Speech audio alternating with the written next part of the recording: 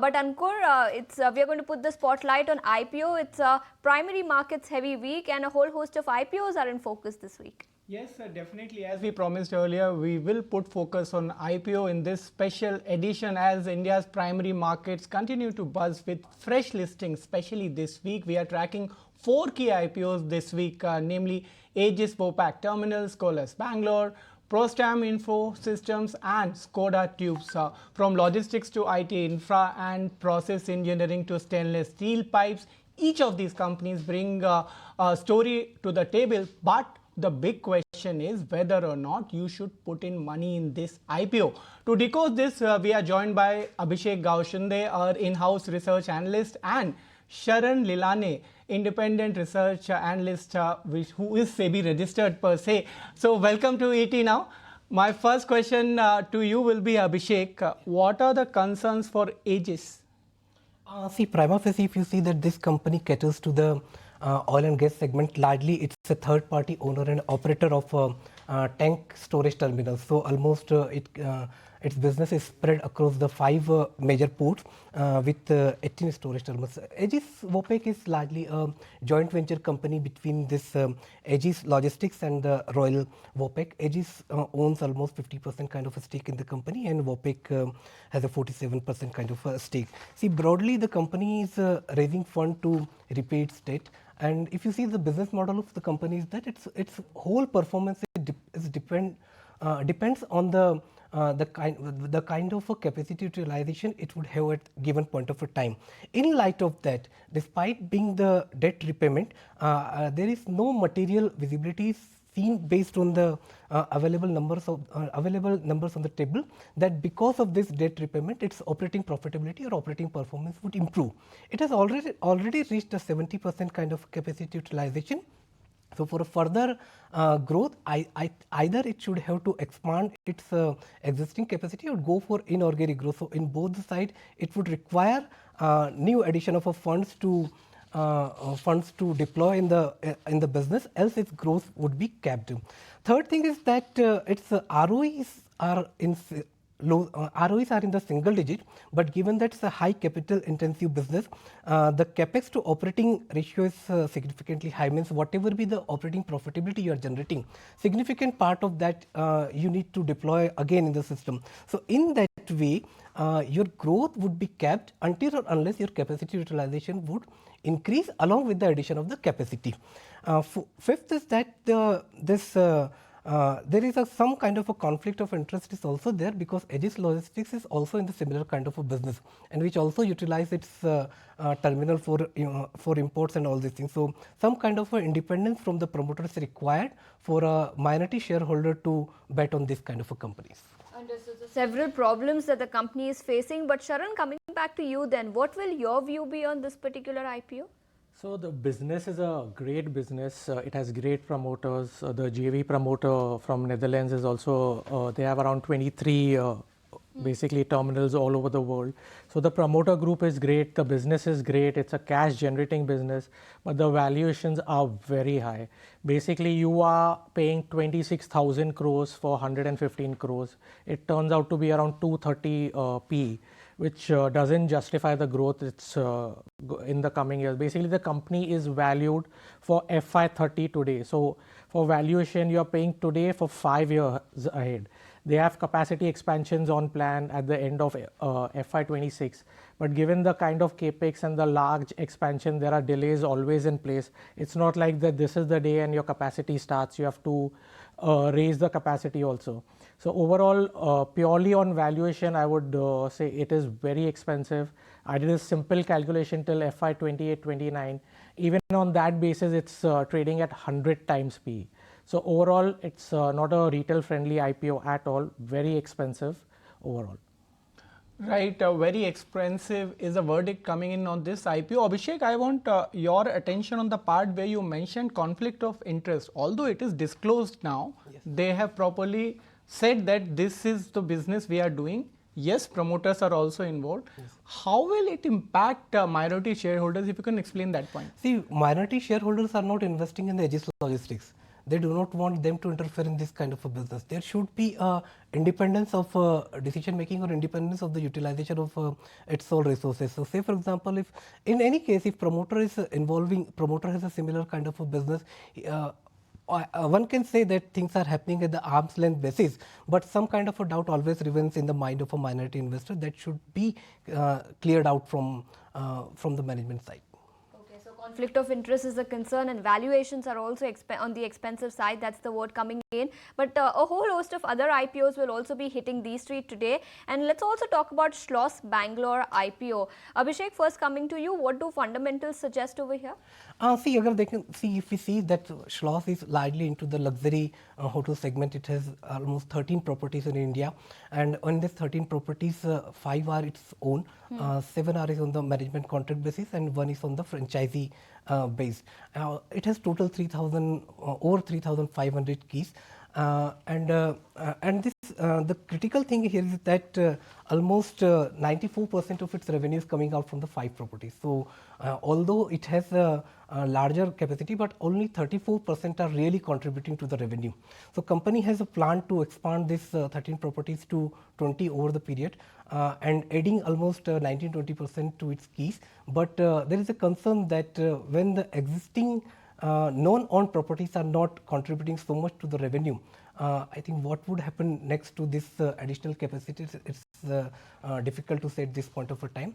Second is that there is a limited financial history which builds up confidence, because what we see that for FY23 and FY24, although company has reported loss at in the P&L, but with this loss its net worth was negative. So that is again a concern. And third is that the valuation.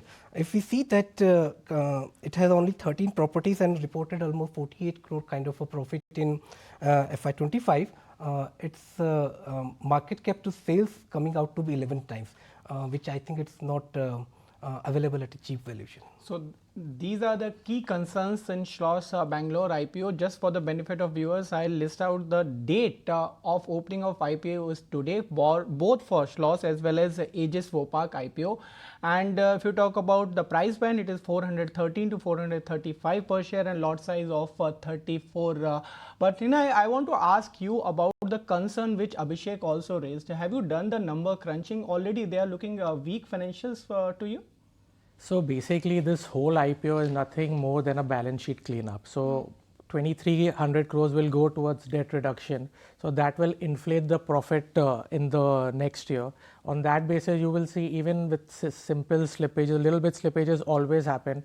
So next year the stock will trade at 50 times PE. But what an investor has to see, where is the next leg of growth coming from? The company has 13 properties currently, but 90% revenue comes only from 5 properties. And some of the properties even currently are in a loss-making stage. They are not able to generate profits. Secondly, their major leg of growth is going to come after FY28. And given that they are having properties, coming up properties in Srinagar, Ayodhya and some Agra also. But given the current state in Srinagar, you expect to have some delays. So even if you say FY29, they become from 13 properties to 20 properties. By FY30, you can barely get a 6 to 7% CAGR revenue growth.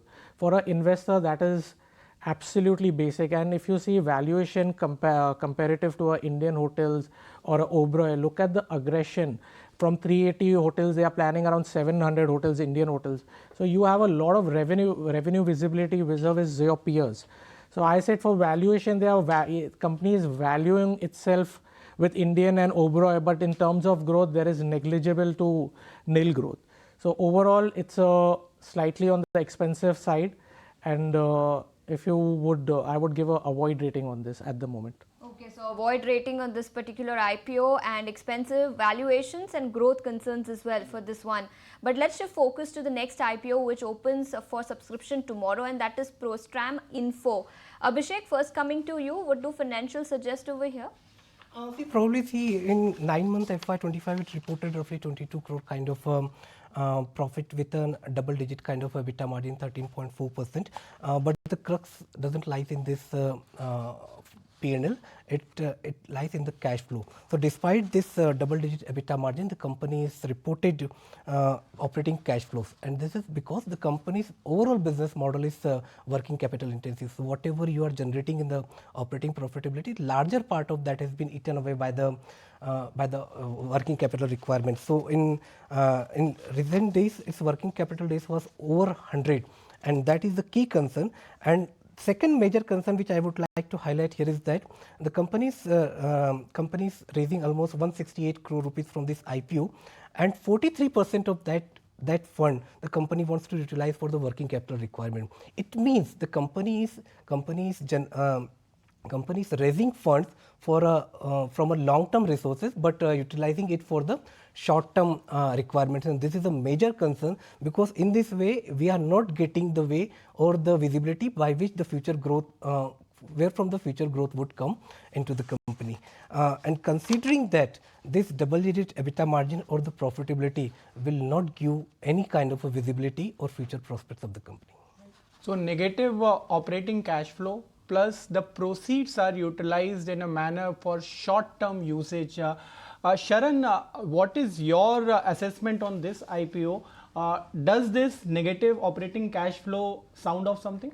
Yeah, it's a very big negative for the company. If you see, the company's basically 60% of the revenue comes from only five clients. So there you see they have no say while they are doing business with them. It's clearly evident. Their receivables are 120 days. That's 4 months from the time of sale to get your money back. That's why their working capital cycle is so high.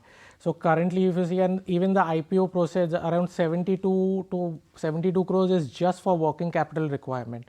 So recently, a lot of SME IPOs, if you see, are facing the same issue, and so this company is also no less or no different in the long term. So basically, on valuation front, the only positive is it's very decently valued around 19 to 20. But the current working of the company is not that great. It is expanding into the lithium ion battery segment, which is again a good growing segment. So even on that front, the company has themselves said that their inventory levels will rise because they are just starting out. So that will have more pressure on the working capital cycle going ahead. So overall, I would give a cautious review on the IPO only on one front, because the valuation decent and remaining working of the company is not up to the standard. Okay, so working is not up to the standard. Cautious rating, valuations are reasonable, but high client concentration risk is what the company is facing. But let's also talk about another IPO that will hit Dalal Street later this week, and that's Scoda Tubes. Remember, it will open for subscription on the 28th of May, will be open till 30th. It has been priced in the range of 130 to 140 rupees per share. So that's as far as Scoda Tubes is concerned. What will your view be, Abhishek, on this counter? See, prima facie, again, it is also following this working capital intensive business model, in which again the same thing is happening, that the operating profitability is not converting directly into the operating cash flow, and in that way the concern related with its growth will continue, because out of its total gross proceeds from the IPO, 50% of that it is going to utilize for the working capital requirement only. In this way, we don't know what would happen with this company in next year, when it will again require for a working capital, because of this working capital requirement, if the promoter holding is coming down or equity is diluting in this year, one can say that in next year, if we will not get working capital requirements or working capital funding from the banks, it will again have to go to the investors for this working capital funding, and the further equity dilution may happen. Second is that it follows this stockist-based business model, in which its performance dependence would continue to be high on this stockist. And third thing is that this stainless steel tube segment is highly fragmented, and Scoda has merely 5 to 7% kind of a market share, or until and unless the company would completely get a solution for this working capital requirement, it's very difficult to say that what would be the future of the company in next 3 to 5 years. Right, Abhishek, high customer dependency, high stockist dependency, and in terms of performance, only 5 to 7% market share. But Sharon, if you talk about FY28, FY29 P, how do you assess this company now? What things one should keep in mind if somebody is investing in this IPO, or you should avoid? So again, like Abhishek said, 60% of the revenue is coming from the top 10 clients. So basically they have no say when it comes to, they can't increase their margins. They can't say, okay, give me my payment fast. And it's quite evident their margins were like 4-5% and it's just improved last year to around 6-6.5%. Now comparatively, there are already listed peers, more diversified. I would say Ratnamani, Venus Pipes. They have a net profit margin of 10 to 12% and this company has a margin of 6.5%. So why would anybody pay a premium or similar valuation to this company compared to a listed player which is performing better, is more diversified? Again, like I've said, again it is stuck in a working capital issue. Basically, it shows that the working of the company is not up to the standards. Maybe the money which they raise will help them, but again, if you want to grow and increase your revenues, again your working capital cycle will get stuck in the coming 2-3 years. Now this company is more or less valued on the higher side, around 27 to 30 times. It will always trade at a discount to your better players such as Venus and Ratnamani. So again, on valuation front, I would say it's more or less decent to slightly overvalued. So I would have a cautious approach. I would review the company in the next 3 to 4 quarters. I will see how their working capital cycle is going ahead. Is it improving or at the same stage again? Okay, so cautious approach coming in for Scoda Tubes. Valuations is something that we spoke about, but we did talk about 4 IPOs today in this discussion. And Abhishek, if you can summarize the rating for all these 4 IPOs? See, for Aegis, I will go with a 3.5 marks out of a 10. For Schloss, I will give 4 because of its presence in this luxury hotel segment. And for this Scoda and Prostarm, I will give 2.5 because of their working capital intensive business model. All right, that's the rating coming in for IPOs. We are not only explaining pros and cons, we are also helping you to make your decision whether or not you should invest in the IPO. But please keep in mind, consult your advisor before investing in any of these IPOs. With this, if you like this video, then like, share and subscribe to ET Now.